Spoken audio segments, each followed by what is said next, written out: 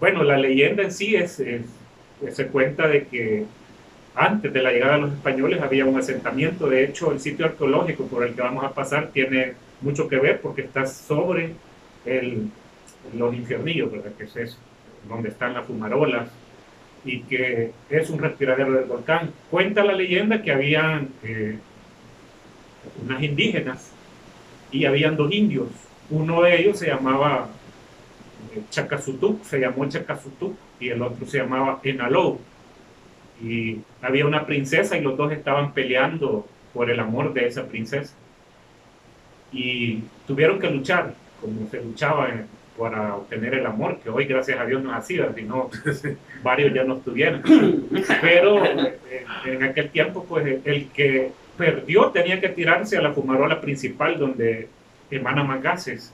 Eh, el lugar, ¿verdad? Entonces, ese fue Chacazutú y el significado o la traducción de Chacazutú es vencer al remolino de agua hirviendo. Ese es el nombre de Chacazutú. Y por cierto que ese hervidero más grande se perdió como el deslave. Por el deslave, pero siempre en la misma zona hay... Igual que el Turicentro, todo eso se lo llevamos. El Turicentro también. Sí. Entonces, se lanzó ahí. Lo curioso es que con el paso del tiempo, nosotros y otro amigo que contábamos esta leyenda, lo hacíamos siempre que habían chicas, siempre nosotros contábamos de que en ese pozo vive el indio.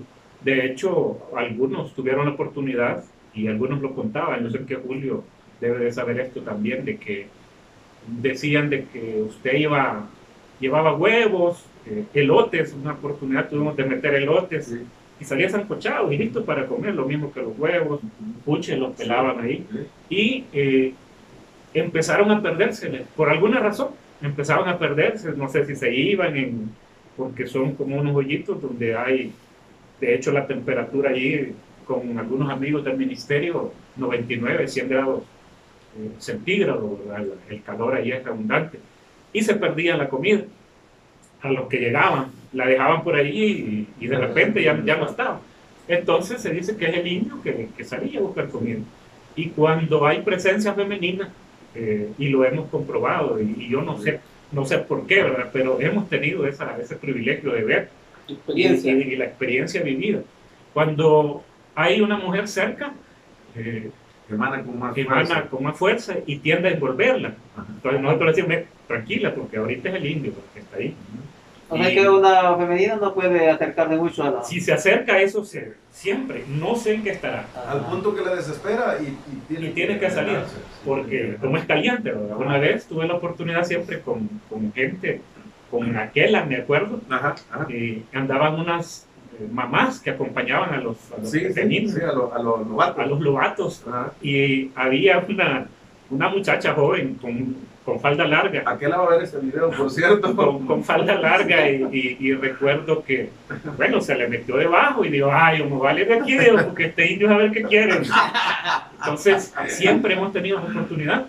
Y la más reciente, estábamos haciendo un video para una actividad de turismo y una reportera, se me escapa el nombre, y digo, no, eso va a ser mentira, y le digo, vamos a irme a hacer.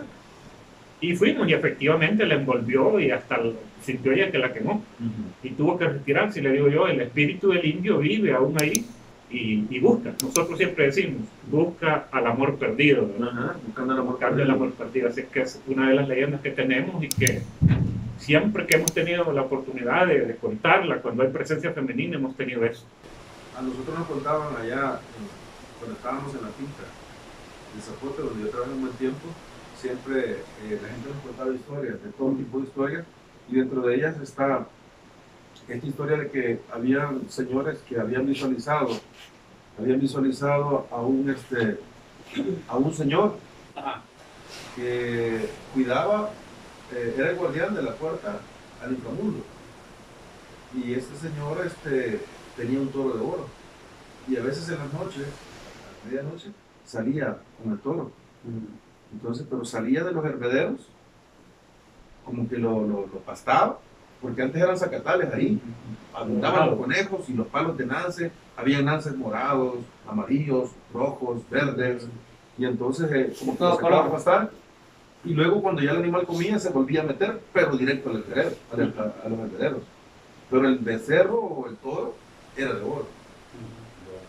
Era de oro. Entonces eso es como parte de las historias que ellos nos contaban, que nosotros no hemos visto, pero durante una expedición que hicimos con unos vulcanólogos que vinieron de Venezuela, después del deslave, bajando por esa ruta, después de que había pasado el deslave, encontramos nosotros yeso petrificado con incrustaciones de oro. Entonces, y fue bien gracioso porque todo el mundo se emocionó porque fue un pedazo grande así.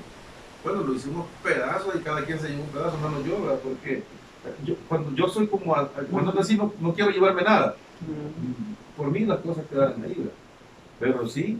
Y también dentro de otras historias cuentan que habían cangrejos de oro. En ese tiempo habían cangrejos de oro. Camarones. Pues solo cangrejos, ¿verdad? Solo cangrejos. Concha también. Si no, se hubieran hecho una barricada. Ajá. Pero sí es parte de la ¿Qué otra historia? ¿Qué historia del volcán?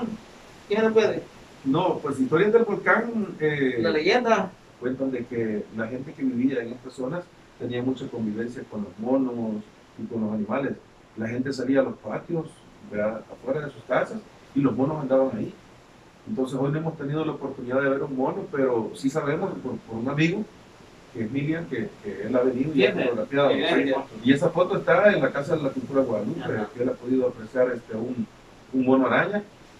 Y nosotros, bueno, Heriberto ha visto el oso colmenero. Hicieron una liberación, por cierto. Sí, sí. Y yo he visto los dos. Ajá. Yo he visto los dos. He visto el colmenero y el hormiguero. Esos dos osos. Y bueno, cantidad de animales que hay aquí en el sector. Pero que una noche así como la de hoy, que está haciendo mucho viento, difícilmente se ve un animal. Porque así como estamos nosotros aquí refugiados, así están ellos también. Así están ellos. No, y que si no hubiera esta casita, estuviéramos sufriendo. Sí, allá afuera está horrible. Veníamos subiendo esa ave al Sábado Bueno, en ese sector, pero nunca la pudimos ver así como el día, pues. Siempre fue nomás una sombra oscura que salía volando y abarcaba lo ancho de la calle. Yo he hablado con Marcos Trejo, que es Mario, perdón, con Mario Trejo, que es un pajarero que nos está apoyando ahorita, y le cuento y él me dice más o menos qué tipo de ave puede ser, pero no hay seguridad de que sea. ¿Y qué ave tiene? No, yo no recuerdo cuál fue la que me dijo él, pero me mostró una ave que es bastante grande y que era como una especie de mar. Ajá, sí, porque de hecho ha sido visualizada ya en la Bocana del Lempa. Ajá. Sí, entonces puede ser porque una garza. Pero cuéntanos, la primera vez que usted iba ahí, ¿qué le pasó? No, pues yo me asusté, pero no tanto. He caminado de noche por estas montañas desde los 11 años. He caminado de noche por estas montañas y no siento mucho miedo, pero sí hay cosas o vibras nocturnas que se sienten. Por eso dentro de las vivencias está lo de esa ave, está lo del perro. La historia del perro, estábamos en la finca El Zapote haciendo el plantel para una glorieta. Y bueno, yo me quedaba a cuidar en la noche las herramientas y todo. Yo cuidaba el campamento, porque ahí no había nada edificado. Estaba el casco de la finca y el sector donde estábamos haciendo la glorieta, el plantel, en ese momento. Entonces había un albañil que tenía un ayudante que era de San Emilio, y él de repente aparecía con unos perros. Bueno, ellos se fueron y cuando llego al campamento yo para cuidar, que ahí me quedaba, ahí cenaba, solo, estaba un perro adentro de mi tienda de campaña. Adentro de mi tienda de campaña, y yo dije, Miguel, pensé yo, ha dejado este perro flaco, pulgoso aquí, ¿verdad? Animal feo, todo huesudo. Y lo espanté y él no tenía miedo. No tenía miedo. Entonces, lo retaba. Agarré unas piedras y se las tiré y él como que sin nada, le pegaba con las piedras en la costilla y él como que sin nada. ¿Eso que hace cuántos años fue? Bueno, unos 40, 39 años. Bien, por ahí anda porque hace bastante tiempo. Entonces, al final agarré el corvo y cuando él vio el corvo, ahí sí tuvo miedo. Pero no un miedo que él corriera despavorido, sino que solamente cuando yo le tiré el machetazo, él brincó y se quitó el machetazo. y le tiré más, o sea, detrás de uno, el otro, el otro, el otro. Se salió de la tienda de campaña y afuera me esperó, no salió corriendo, me esperó. Y yo caminé en la finca detrás de él y él solo le tenía miedo al corvo. Bueno, se fue, para no cansarle llegó unas 3, 4 veces más y llegó este amigo Milton, con que hicimos esta ruta la primera vez. Y yo le digo, tráete la mochila con la comida y comemos. Él me iba a acompañar a cenar. Él estaba en el propio casco de la finca cuidando un abono con un señor de San Emilio que se llama Julio, también Julio Flores. Bueno, después de cenar, él a veces cenaba conmigo, se regresaba al casco de la finca y yo me quedaba solo. Y le digo, yo, tráete la mochila y cortemos ya las tortillas. Y de repente viene bien sigiloso y me dice, ahí está un chucho. Y yo le digo, pues sacalo, le digo yo, pero yo ya sabía, ¿verdad? Porque el animal no era fácil. Y entonces, y sale después y me dice, no se va. Entonces voy yo a sacarlo, vea, bravo, yo con el machete y todo lo saco, cenamos, y después de cenar le digo yo, porque teníamos una fogata, tráete la lámpara, yo probando, ¿verdad? Y me dice, ahí está el chucho otra vez. En ese sentido se llegaron las 9 de la noche, y le digo yo, no te vas a regresar allá a la casa. Y nada, me dijo, la mera neta me dijo que tengo miedo. ¿En serio tienes miedo? Sí. Entonces te voy a ir a dejarle. Y lo fui a dejar. Cuando estábamos los tres reunidos en el casco de la finca, Julio Flores, Milton Acevedo y yo, se oyeron unos gritos despavoridos atrás de la casa, como que los oyéramos ver y gracias aquí. Gritos despavoridos, o sea, así. Y dijo Julio, ¿qué será eso? Y, nada, le dije yo, un pájaro león ha de ser, le dije yo. Un pájaro león ha de ser. Pero yo salí con miedo. No apagué la lámpara. No. Aquí tiene las dos manos. ¿Eh? Está bien, Y aquí tengo la mía. No le vayan a bañar. Entonces, me regresé, yo no apagué la lámpara, llevaba miedo. Llevaba miedo. Y cuando regresé otra vez a mi tienda de campaña, el perro seguía ahí. Hubo un momento que yo no soporté. Yo lo seguía, y yo lo seguía en medio de la finca, y él como que trataba de llevarme a un lugar que se llama la Vuelta de la Ciguanaba. Como que trataba de arrastrarme para esa quebrada. Y yo le decía, en el nombre del Señor, que no me vas a llevar, no me vas a llevar, porque mi Dios es fuerte y es poderoso. Yo me puse en oración. Hubo un momento que yo no aguantaba. Yo le dije, Señor, yo ya no aguanto. Quítame esta tentación, porque yo no aguanto más, no aguanto. Y me acuerdo que tenía un radio pequeño, lo encendí y lo colgué así en la tienda de campaña y puse Radio Luz para oír unas alabanzas católicas. Y en oración yo le dije, Señor, yo no aguanto, yo me estoy muriendo. Bueno, me acosté y pude dormirme. A eso de la 1 de la mañana yo desperté porque en los sacos que tenía como colchón, el perro estaba adentro. Yo había sellado la entrada, que no pudiera entrar, con ese poncho liner que ando ahí, tiene tantos años. Y él había entrado a saber por dónde y estaba que jalaba en los sacos y le hacía y como que me quería jalar con todo y los sacos. Y yo nervioso había dejado el corvo y la lámpara así, yo nervioso en lo oscuro. Y entonces logro agarrar la lámpara y me armo de valor, enciendo la lámpara, le tiro el machetazo, viene el animal, brinca y por una cuevita así, pequeña, se salió. A mí me costó soltar todo el amarre que había hecho. Y las herramientas, había puesto las piochas, las palas para que no entrara, me costó. Y cuando salí, él estaba afuera. Me puse la lámpara en la boca con unos días, le destripaba en la frente las piedras, se las estrellaba, y él ni siquiera pudo. Solo se me quedaba viendo. Y a lo único que él le tenía miedo y que sí se le apartaba era el corvo. Entonces, esa fue la última vez que lo vi, porque lo corrí por la finca, lo dejé allá, lo correteé, pero lo dejé por ahí cerca porque él no se iba tan lejos. Y me vino otra vez a acostar, me puse nuevamente en oración, no pude dormir, pero ya no volví a aparecer. El cuento al final, yo amanecí y resulta que cuando me reúno con los compañeros que estaban en el casco de la finca, había llegado allá. Entonces cuando Julio Flores oyó que su perro, que se llamaba Chilillo, que era un perro que se agarraba con cualquier otro perro y él era victorioso, ¿verdad? Se agarraba con 5 perros y él era victorioso. Y de repente le escucha debajo de un tapesco, le está durando un tapesco de hojas de café con colchón de hojas de guineo, y despierta porque el Chilillo estaba llorando debajo del tapesco, el gran perro llorando y chillando, ¿verdad? Entonces, ¿qué le pasa? Y alumbra, y ve que el perro se escondía, y luego alumbra para allá, y ve que Milton estaba bien dormido, Y el perro flaco estaba a su cabeza, echado aquí. Dice Julio que se levantó, agarró el corvo y dijo, oye, esta babosada, le tenés miedo. Y le tira el puyón con el corvo. Donde le tiró el puyón con el corvo, el animal brincó.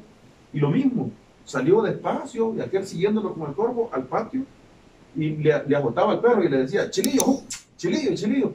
Y Chilillo no, entre medio de las patas se le metía. Ajá. Estaba asustado, sí, Chilillo. asustaba el Chilillo. Entonces, esa es una de las historias de las vivencias que tuvimos nosotros aquí en la montaña. Fueron 14 años que trabajé en esa finca y hubieron muchas más vivencias, muchas más. Pero esa es la más impactante. Esa es una de las más impactantes. Otra historia que me pasó en esa finca es de que hubo un enfrentamiento en Verapaz entre la guerrilla y el ejército. Y cuando los guerrilleros subieron a la montaña, a esta montaña en la que estamos, Estamos hablando de la finca. el Zapote, sí, El Zapote. Ajá, que vamos a bajar ahí mañana, vamos a hacer una visita ahí.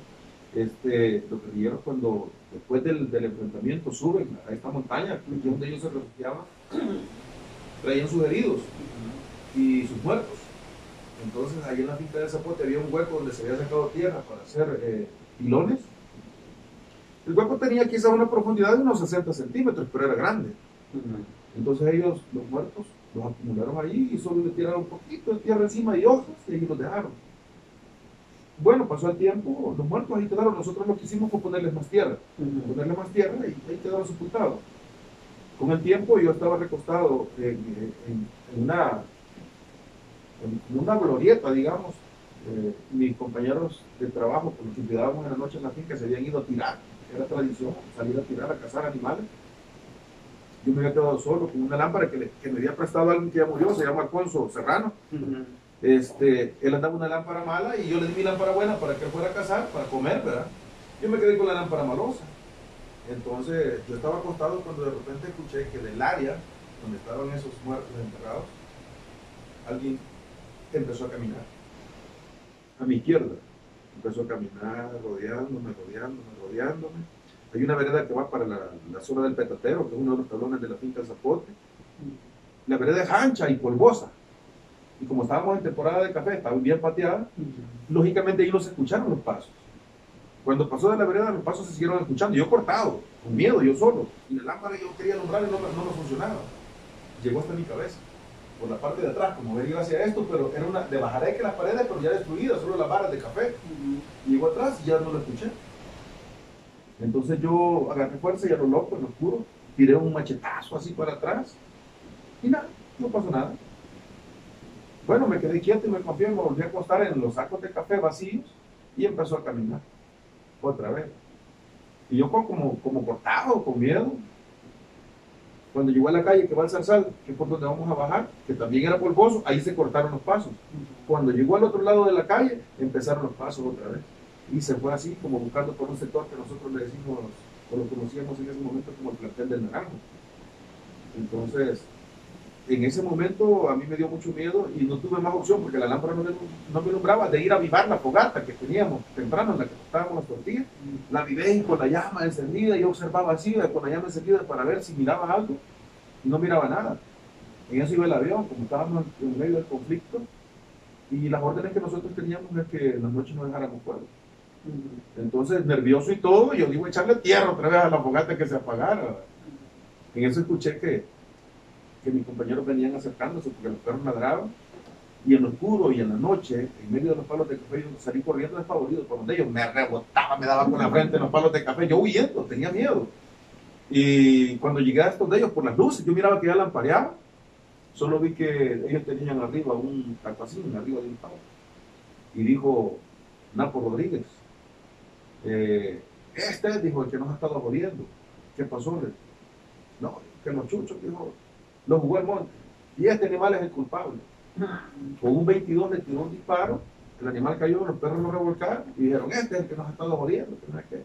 Les habían hecho una cruz de tabaco en la frente de los perros, pero aún así los perros no andaban bien desubicados. Ya me regresé con ellos, yo no les quise contar la historia. Pero recogieron el tacuacín y se lo llevaron y lo pusieron en un palo de naranjo. Al llegar al patio, mañana lo vamos a pelar, dijeron, porque los tacuacines igual iban a la lista y no se desperdiciaba nada. Sabrosos son asados. Jamás encontramos esta cocina al día siguiente. No estaba. Ahí hasta el siguiente día le conté toda la historia yo a ellos. Se marchó. ¿Sí? Se fue.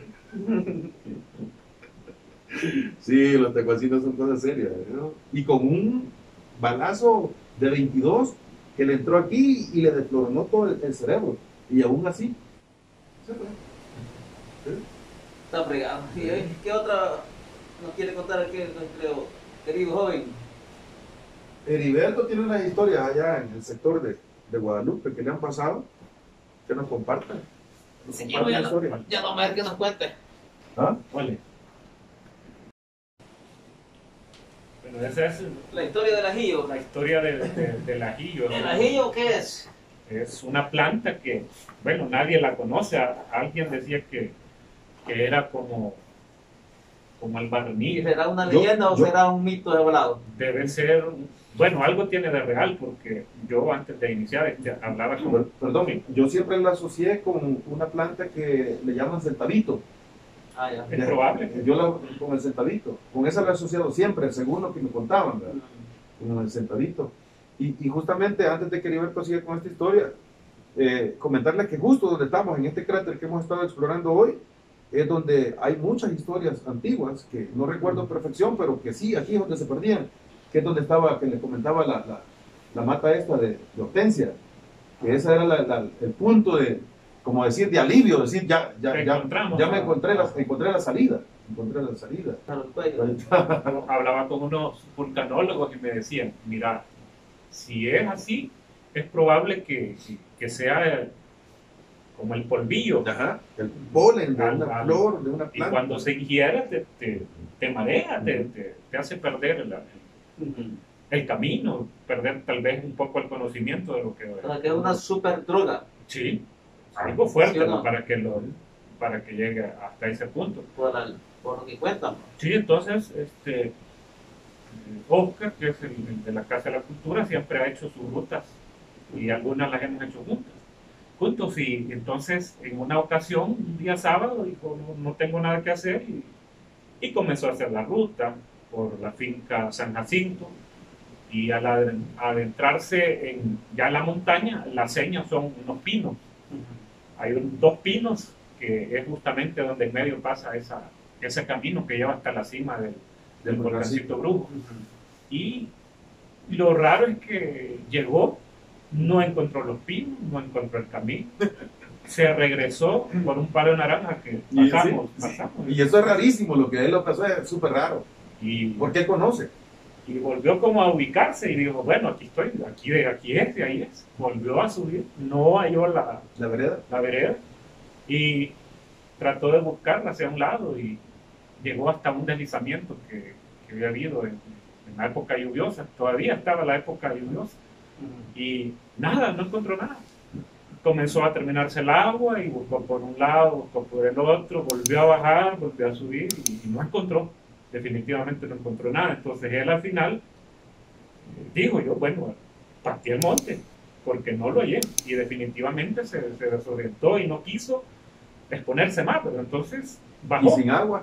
Y ya sin agua, entonces bajó a la casa del CIN y de ahí pues decidió regresar. Y justamente a los 8 días yo lo acompañé en la ruta y la íbamos a hacer por la finca Santa Teresa de Miranda, al otro lado. Pero me dice, vámonos allá.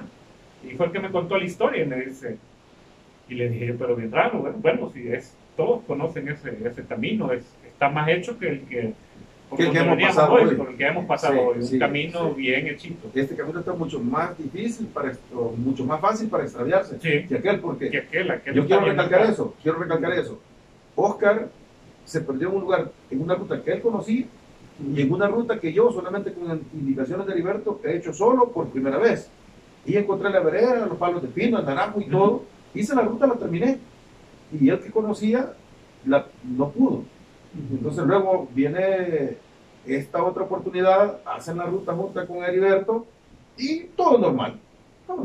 Sí, y yo de hecho me reía porque me dice, andate adelante. Quizás él tenía temor de que no fuéramos a encontrar la ruta y iba unos pasos adelante y le digo yo, aquí están los pinos. Y se queda con asombro y me dice, no los hallé. No, ¿sabes dónde anduve buscándola? Aquí, me dice, y vamos, caminamos. Caminamos quizás como unos 100 metros hasta llegar a un deslizamiento. Todo esto anduve buscándola para nada y subimos sin ninguna complicación. Ya para llegar a la cima es un poco complicado, Sí, el acceso por unas piedras, pero de ahí todo bien. Y yo le comentaba a Marcos que no sé si fue en esa misma, que cuando bajamos al otro lado escuchamos una rama y vimos una rama a lo lejos que se quebró y cayó con un estruendo que le escuchamos los dos, encontraron la rama. y no encontramos la rama, era justo debajo donde pasa la vereda. Y cuando llegamos al lugar, el asombro, dice, y la rama no está, y vimos ahí estaba la rama, todo el árbol completo. Es un mito. Dicen que este volcancito Brujo no se pudo bautizar. Subió un padre a quererlo bautizar y temblaba, se rodaban piedras y no se pudo. Por eso le quedó el del volcancito Brujo, y con el paso del tiempo empezó gente a perderse o gente a ver algunas cosas anormales, a ver burletas era muy común, y mucha gente cuenta de que veían cosas o que escuchaban, que les hablaban, y en todo ese camino. En ese mismo lugar, de hecho, dicen que se oyen unos chompites o huehuechos, como le dicen, y que hacían su ruido en la noche. Lo hemos caminado de noche hasta la casa de cine. Algunas veces hemos escuchado algunas que ahora los asociamos con un tipo de pájaro, pero que en aquel tiempo decían que era la Llorona la que se oía. Pero es un lugar muy bonito también, lleno de mitos y del famoso ajillo, ¿verdad? Que es lo que más se cuenta de esa zona. Abunda más en ese sector. Y el ajillo. El ajillo. Pero es que ese monte no te quiera lo mencionan en todas las Sí, montañas. sí, hay montañas. Hay montañas. Ahí están mis compañeros, vea, descansando, tratando de dormir en este inmenso frío. A ver si logramos conciliar Vamos a tratar de... el sueño, Vamos a tratar pero de... que es parte de la gran aventura en esta caminata. Correcto. Aquí vamos a dormir y mañana pues tempranito seguimos la rutina a salir aquí al lado oriente del volcán.